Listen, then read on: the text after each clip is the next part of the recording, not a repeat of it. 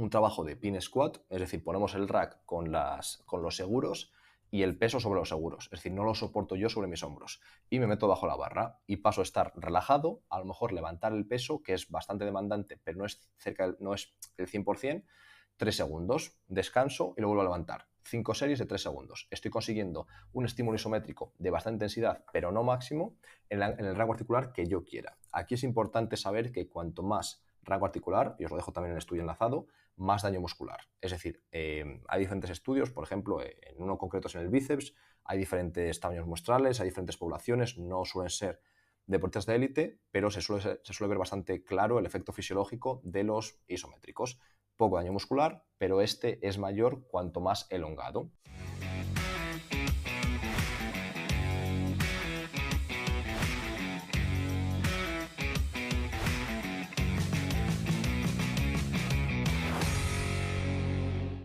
Muy buenas compañeros, en este episodio vamos a hablar sobre cómo entrenar o cómo intentar trabajar la fuerza cuando tenemos muchos partidos y muy poco tiempo para entrenar y para recuperarnos, ¿vale? A mí me vienen unas semanas, más o menos 2 meses, en los que la densidad competitiva será casi el doble de lo normal. Normalmente jugamos un partido a la semana aproximadamente y ahora jugaremos 2 partidos. Por lo tanto, cambian los objetivos, cambia la forma de entrenar, de recuperarse, de intentar mejorar a los jugadores y por tanto hay que intentar adaptarse, ¿vale? He estado leyendo todo lo posible para adaptarme a este momento, a pesar de que ya he vivido épocas similares, siempre intento reciclarme y voy a intentar mostrar lo que yo veo, cómo voy a trabajar para ver si puede ayudar a algún compañero o compañera que esté en situación similar, ¿vale?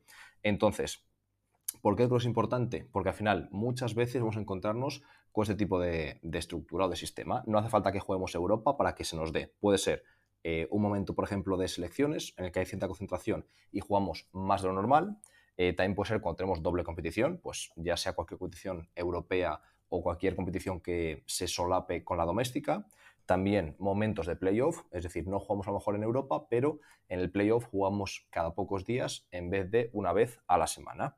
Y también puede ser a veces, como pasó en el Corona, puede ser por otras razones, que haya partidos aplazados. Es decir, por cierta razón se aplaza un partido, cosas que no controlamos, y después a lo mejor nos lo ponen en un momento con el que no contábamos. Pues, por ejemplo, a veces nos pasa que jugamos contra equipos Euroliga nosotros, no pueden en tal fecha por la razón que sea y nos lo mueven a otro sitio. Entonces, una semana que en principio debería ser de baja densidad competitiva o de baja o de densidad media, ahora va a ser de alta. Por lo tanto, es más útil y no hace falta, quiero decir, no debemos enfocarlo como, bueno, yo no compito en Europa, esto no me es útil. Sí te es útil porque va a haber muchas ocasiones en las que se te va a dar, ¿vale? Después, podemos seguir mejorando cosas, aunque juguemos mucho. Es decir, creo que yo no estoy de acuerdo con el enfoque de como jugamos muchísimo o como se juega cada 3 días, pues jugamos y punto, y ya está. Creo que no. Creo que se pueden hacer cosas y trabajar cosas que no solamente van a cansar al deportista, sino que van a hacer que se recupere mejor. Ya sabemos que esto no es como una especie de pila o de batería en el que hay tantas unidades de energía y que según las usas se va gastando. Eso no funciona así.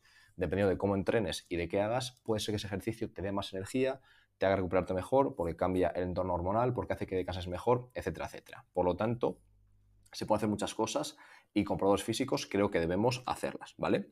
Entonces vamos ahora a explicar un poco las opciones que tenemos. Por una parte, este tema lo domina Jaime mucho más que yo, pero ahora mismo no puede grabarlo, y es la fuerza postpartido. Yo esto lo he hecho, por ejemplo, en Melilla con ciertos jugadores. De momento, prácticamente nunca lo he hecho con todo el equipo. Lo he hecho en momentos muy puntuales, pero ya os digo que en ocasiones puntuales con todo el equipo, pero sí que lo he hecho habitualmente con jugadores sueltos, y es trabajar la fuerza después del partido.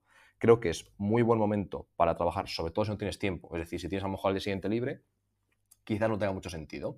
O quizás solamente con los jugadores que han jugado poco y que quieres que el día siguiente tengan libre, pues entrenas al acabar el partido. Pero si no, no tendría demasiado sentido que lo hiciese todo el equipo. Pero cuando jugamos mucho, creo que es una muy buena ventana de oportunidad. ¿Y por qué es interesante? Creo que los jugadores que más han jugado, que a lo mejor han consumido más de 25 o 28 minutos de partido, será complicado que sea una oportunidad para trabajar tren inferior, desde mi punto de vista. Pero en cambio sí que lo es para trabajar tren superior.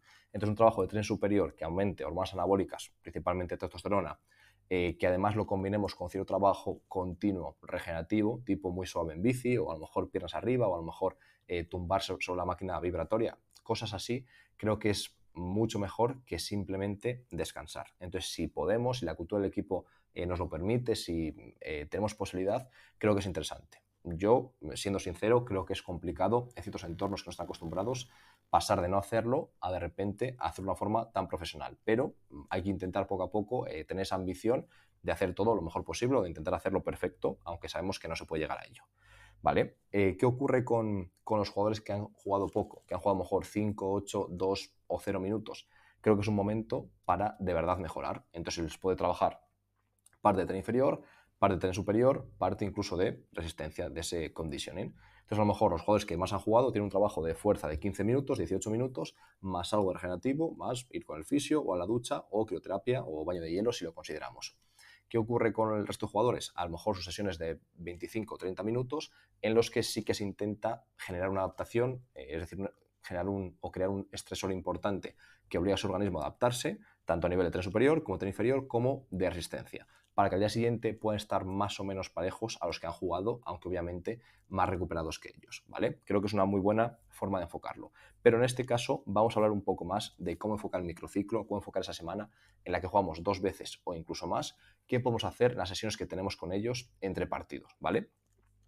Creo que es importante tener ciertos conceptos claros y después cada uno de nosotros podremos enfocarlo como mejor consideremos. Es decir, saber un poco los principios, los fundamentos y ya luego la receta cada uno la hacemos como mejor consideremos. Entonces, en primer lugar, creo que es importante y creo que tiene un rol muy interesante los isométricos. ¿Por qué? Porque tenemos mucha evidencia, os dejaré algunos artículos enlazados para el que le interese, de que los isométricos generan menos daño muscular que contracciones dinámicas. Los isométricos menos que los excéntricos, perdón, que los concéntricos y mucho menos que los excéntricos. Es decir, los excéntricos en principio son los que más daño muscular generan. Habrá que ver luego ciertas condiciones, pero como volumen, obviamente, una repetición de nórdico va a generar menos daño muscular que 100 series de 10 segundos de un isométrico máximo de peso motor humano, por ejemplo. Obviamente es lógico, pero a igualdad de volumen, los isométricos generan mucho menos daño muscular. Por lo tanto, ya es interesante. Otro concepto, intentar que acaben esas sesiones de fuerza o mini sesiones que tenemos para hacer a lo mejor el día -2, que sean más, es decir, que acaben la sesión más activados y con readiness, con la sensación de, vale, ahora estoy más preparado para entrenar de lo que estaba hace 20 minutos, que pesados y cansados. Esa es un poco la idea general. Y después creo que tiene mucho papel y que es una buena oportunidad poner ejercicios preventivos o compensatorios o intentar enfocarlos a los puntos débiles del jugador. Lo podéis llamar como queráis, preventivos, reducción de riesgo lesional. A mí me da un poco igual la nomenclatura, la verdad, pero bueno, creo que sabemos a lo que nos referimos. Si un jugador tiene poca dosiflexión, es muy buen momento para trabajar la dosiflexión, porque no le genera fatiga y porque estamos aprovechando un tiempo que a lo mejor no podemos aprovechar para trabajar fuerza máxima por las circunstancias. Entonces, puntos débiles, movilidad articular, equilibrio, etc.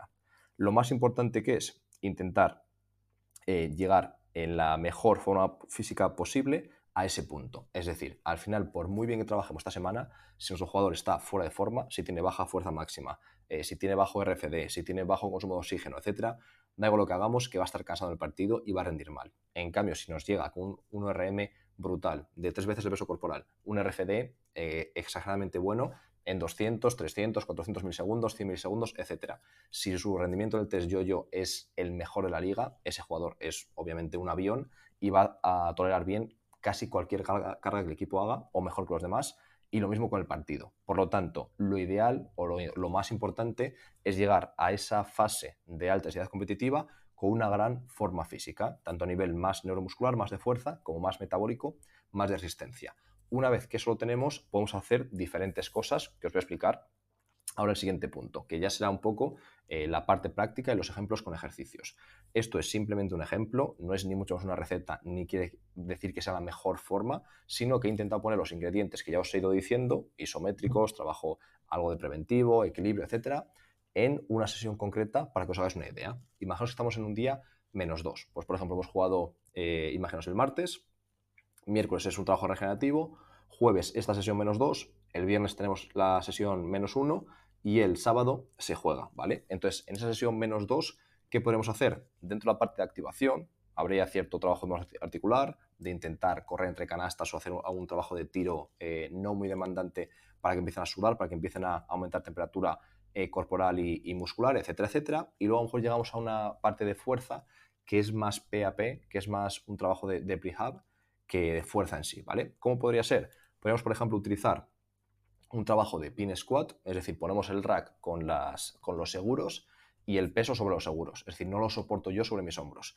y me meto bajo la barra y paso a estar relajado, a lo mejor levantar el peso, que es bastante demandante, pero no es el 100%, 3 segundos, descanso y lo vuelvo a levantar. 5 series de 3 segundos. Estoy consiguiendo un estímulo isométrico de bastante intensidad, pero no máximo, en el rango articular que yo quiera. Aquí es importante saber que cuanto más rango articular, y os lo dejo también en el estudio enlazado, más daño muscular. Es decir, hay diferentes estudios, por ejemplo, en uno concreto es en el bíceps, hay diferentes tamaños muestrales, hay diferentes poblaciones, no suelen ser deportistas de élite, pero se suele ver bastante claro el efecto fisiológico de los isométricos.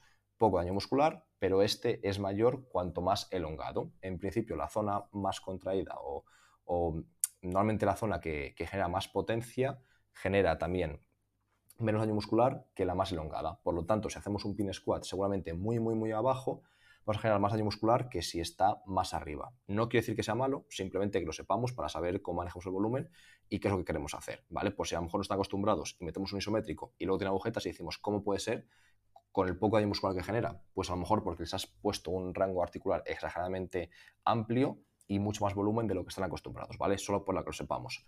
¿Cuál puede ser una alternativa a ese pin squat? Yo, por ejemplo, si queremos ir muy rápido o no tenemos ese squat en la pista o muy cerca de la pista, podemos hacer a lo mejor un lunge, que a mí me gusta bastante, posición de lunge, en el que elevo el talón de la pierna delantera para intentar meter más carga a la cadera anterior y menos a la posterior. Además, le pido que ponga su peso casi todo en la cadera anterior, tipo 80% en la pierna delante, 20% en la de atrás, ¿vale?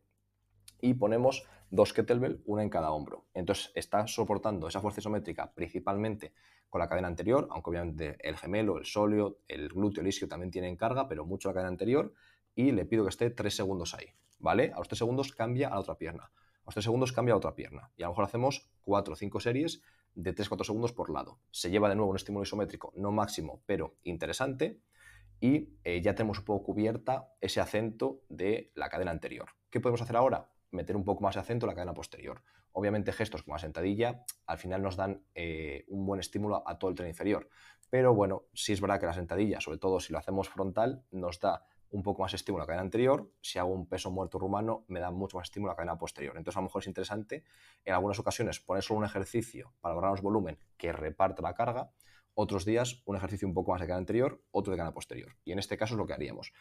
O la pin squat o el lunge para intentar contar con qué es más de cadena anterior, y ahora a lo mejor un puente unipodal con la rodilla bastante extendida, no del todo, pero a lo mejor flexionada solamente 20-30 grados para darle más acento al isquio, aunque es isquio glúteo, pero bueno, que se lleve bastante el isquio. Y hacemos 4 o 5 series de en torno a 4 o 5 segundos. Si es muy sencillo, incluso puede ponerse peso en la cadera, pero la idea es que la cadera posterior se lleve un buen estímulo isométrico, ¿vale? Después, pues un ejercicio de equilibrio unipodal en plano inclinado, pues tenemos un plano inclinado y nos ponemos en ese plano inclinado de forma lateral, es decir, que nos fuerce o la eversión o la inversión. Y nos obligamos a que la rodilla esté alineada, que sea el tobillo el que compense esa superficie inestable, desigual o irregular. Entonces, después de eso podría hacerse simplemente mantener el equilibrio, ojos cerrados, ojos abiertos, recibir un balón y pasarlo, recibir pelota de tenis y pasarla, etc. Es decir, trabajar un equilibrio en una posición que es estable, porque es un plano inclinado que no se mueve, pero que es irregular, ¿vale? Siguiente ejercicio, una progresión de ese trabajo preventivo. Saltamos una valla y en el aire nos enseñan un lado u otro y caemos con esa pierna. Un trabajo de feed forward que se suele llamar. Tú saltas con dos piernas, caes con dos piernas, pero si te señalo una de ellas, caes solamente con esa pierna. Perfecto. El siguiente igual podría ser una pliometría extensiva, pero a alta velocidad. Ponemos el plano inclinado en la pared, me gusta bastante este ejercicio, y ahora con una pierna intento apoyarme plano inclinado, suelo, lo más rápido posible. Le digo, por ejemplo, 10 ciclos de plano inclinado, suelo. Hazlo lo más rápido posible. Y tenemos trabajo en el que el tobillo continuamente tiene que adaptar su grado de versión e inversión para aterrizar de forma correcta y paralela al plano inclinado, y lo mismo con el suelo. Y el último cual podría ser cualquier ejercicio que queramos hacer o varios con balón medicinal. Intentar generar mucha potencia ampliando la cadena cinética y utilizando mucha musculatura diferente, ¿vale? Este es simplemente un ejemplo, pero a lo mejor nos podría llevar 8 o 12 minutos con demandas bajas de fatiga y muy altas de activación, readiness. Esa es un poco la idea.